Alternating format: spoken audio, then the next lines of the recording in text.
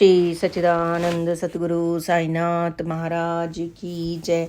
साईं भक्तानुभव में राजा राम कापड़ी डॉक्टर राजा राम कापड़ी का जन्म 22/8/1914 को शिरडी में हुआ था। इनके पिता जयदेव वामन चिदम्बर शिरडी के मराठी स्कूल के हेड मास्टर थे, इसलिए राजा राम अक्सर द्वारिका माई में बाबा के साथ खेला करते थे। बाबा इन्हें गणपत कहकर बुलाते थे। एक दिन राजा राम की माँ ने देखा कि राजा राम का मुंह दाईं ओर से सूजा हुआ था। सूजन दाईं आंख के नीचे नाक के दाईं ओर 1/3 इंच बड़ी थी। राजा राम की माँ को चिंता हुई। उन दिनों मुंबई में एक डॉक्टर आकर कुछ महीने के लिए शिरडी में रह रहे थे। डॉक्टर को राजा राम बहुत प्रिय था, इसलिए वे शाम को उसे घुमाने लेकर जाते थे। उस शाम माँ ने डॉक्टर साहब से सूजन के विषय में पूछा।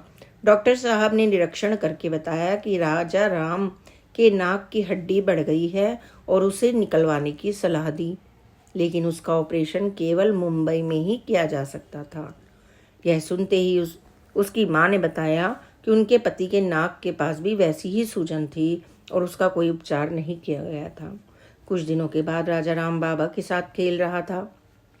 वह अपने निर्धारित समय पर घर नहीं पहुंचा। उसकी माँ ने देखा कि वह घर पर नहीं था, इसलिए वे द्वारिका माई गई। जब वहां जाकर क्या देखती हैं, राजा राम बाबा के पास बैठे हैं। माँ ने उसे उठाया और द्वारिका माई से बाहर लाकर उसे एक थप्पड़ दे मारा। बाबा ने शांत स्वर में महिला को पास बुलाकर कहा, पूर्व जन्म में यह तुम्हारा पति और मेरा मित्र था, इसे फिर कभी मत मारना। महिला ने बाबा के शब्दों को आज्ञा के रूप में स्वीकार किया और बालक राजा राम की कभी पिटाई नहीं की। उस गुरुवार महिला ने घर पर रखे बाबा के चित्र को हल्दी कुमकुम से सजाया और आरती की। उसने राजा राम के माथे पर थोड़ी ऊदी लगाई और उसे अप्पा कहकर बुलाया। उसी क्षण उसके मुंह की सूजन कम होने लगी और कुछ समय में ही वह पूर्णतः स्वस्थ हो गया। श्री सच्चिदानंद सतगुरु साईनाथ महाराज की जय।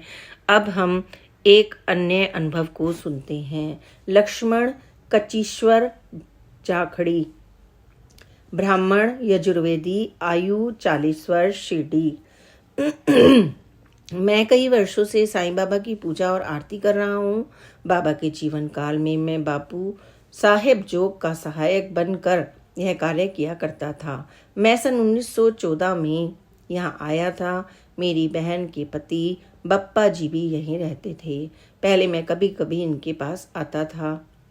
एक रात्रि जब मैं संगमनेर में था तो बाबा ने मेरे स्वप्न में आकर कहा, बेटा क्या तुम सो रहे हो? यहाँ मत सो, शिरडी आ जाओ। शिरडी में बहुत मौज मस्ती है। उस दिन सुबह अप्पा जी के पिताजी हमारे गांव आए। उन्होंने मुझे शिरडी चलने का निमंत्रण दिया। वह सहायक के रूप में कार्य करने का प्रस्ताव भी रखा। मैं शिरडी चला गया और थोड़ी समय के लिए उनके साथ रहा। अपने भोजन के लिए मैं शिरडी के आसपास के गांवों में जाकर भिक्षा मांगता और शिरडी में बाप्पा जी के साथ मंदिर में साईं बाबा के पूजन के कार्यों में उनका हाथ बटाता। 1-2 वर्षों के पश्चात बाबा की स्वैच्छिक बिना रकम लिए किया गया कार्य पूजा करने के बाद मुझे संस्थान समिति ने स्थायी रूप से पुजारी पद पर नियुक्त कर दिया। 9 दिसंबर 1936। श्री सच्चिदानंद सतगुरु साईनाथ महाराज की जय। लक्ष्मण भट्ट जोशी जी के अनुभव को सुनिए। जब मैं साईं बाबा के साथ था तब मैं केवल एक बालक था। मेरे विचार गंभीर नहीं थे। बाबा द्वारा कही गई बातों को मैं बयान करने में असमर्थ हूँ। मस्जिद में मैं भाग भाग कर विविध प्रकार के कार्य किया करता था। मैं राधा कृष्णा माई आई के विभिन्न प्रकार के छोटे मोटे काम भी किया करता था। माधव फासले भी ऐसा ही करता था। मैं बाबा के साथ चावड़ी में सोया करता था। जब किसी को भी उनके पास जाने की आज्ञा नहीं थी तब हम उनके पास ही रहते थे। बाबा हमें अक्सर कहा करते थे, भाई धूनी के लिए लकड़ी को उठाकर यहाँ लाओ। भाई उस पानी के टप को यहाँ लाओ आदि। बाबा के नैवेद्य में विभिन्न प्रकार के खाद्य पदार्थों के लाए जाने पर मैं बहुत प्रसन्न होता था, क्योंकि बाबा उन्हें हम सभी में बांट दिया करते थे। बाबा के पास अक्सर फलों से भरी टोकरी हुआ करती थी। कई बार हम उसमें से कुछ फल चुरा लिया करते थे। बाबा हमें पकड़कर मजाक करते हुए कहते थे, अधिक मत लेना। बहुधा वे मुझे गाली दिया करते थे। एक दो बार तो उन्होंने मुझे अपने हाथों से पीटा भी था। वे अक्सर मुझे बुलवा लिया करते थे। रात्रि के समय चावड़ी में वे अक्सर मुझे गाने के लिए कहा करते थे। वे कहते थे, गणु या तुकाराम का गीत गाओ। गणु क्या कहता है। मैं विनोद प्रिय ढंग से उनकी प्रशंसा करते हुए रहम नजर करो अब मोरे साईं आदि भजन गाया करता था। बाबा को भजनों के बोल और संगीत दोनों पसंद आते थे। मुझे संगीत का कोई विशेष ज्ञान नहीं था। कई बार जब रात को कोई नहीं होता था, तब बाबा उल्लास के साथ स्वयं कबीर आदि के भजन गाया करते थे। बाबा क्या गाते थे, इसका मुझे स्मरण नहीं है। बाबा द्वारा किए गए उपचारों को मैं अब भूल गया हूँ। हाँ, दगड़ूबाई के कुष्ठ रोग को बाबा ने काफ़ी कम कर दिया था। उसका रोग बढ़ा नहीं, कम होने के बाद उतना ही रहा। वह रोग मुक्त नहीं हुआ था। बाबा की समाधि लेने के पश्चात मुंबई से डॉक्टर राणे सन 1922 में अपनी मराठी पत्नी के साथ शिरडी आए थे। उनकी पत्नी के शरीर पर दाल के दाने के आकार के छाले व धब्बे थे और त्वचा का रंग खराब हो चुका था। वे शिरडी में 4-5 महीने या 1 वर्ष तक भी रहा करते थे।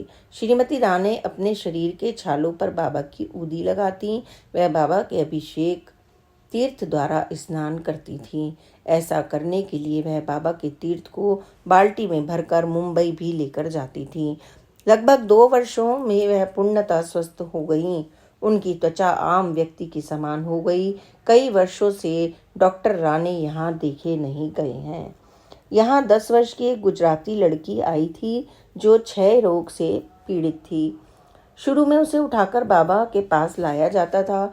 थोड़े ही समय में उसने चलना आरंभ कर दिया और बाबा के जीवन काल में ही उसकी हालत में सुधार हुआ। किसी अंधे को बाबा ने ठीक किया था, ऐसी कोई घटना मेरे ध्यान में नहीं आ रही। बाबा के जीवन काल में शिरडी आने वाले लोग बहुत अधिक थे। गांव में एक व्यक्ति को कमरे में रहने के लिए कम से कम 4 रुपए खर्च करने पड़ते थे। आज पूरे घर के लिए भी कोई इतने रुपए नहीं देगा। लोगों की इतनी भीड़ में मैंने कभी किसी व्यक्ति की जाति, नाम आदि या उन्हें क्या लाभ हुआ, ऐसी जानकारी लेने की जरूरत नहीं समझी। बाबा द्वारा अकाल मृत्यु टालने की कोई भी घटना मुझे याद नहीं है। यहाँ विट्ठलराव कीर्तनकर कहते हैं कि इंदौर के श्री M.B. रेगे ने दासगणों को बताया था कि बाबा ने उन्हें रेगे को जबरदस्ती शिरडी रोककर उन्हें अकाल मृत्यु से बचाया था। रेगे योग साधना में प्रवीण थे। वे लगातार काफी समय तक ध्यान मुद्रा में रह सकते थे। बाबा ने उन्हें एक अवसर पर साक्षात्कार दिया था। कुछ लोग अपनी महानता को प्रदर्शित करने के लिए आसानी से अनुभव बताते हैं। ऐसे अनुभवों की गिनती हमें नहीं करनी चाहिए। 6 दिसंबर 1936। श्री सच्चिदानंद सतगुरु साईनाथ महाराज की जय। Please like, subscribe and share this channel. ओम साई राम, जय साई राम, ओम साई राम।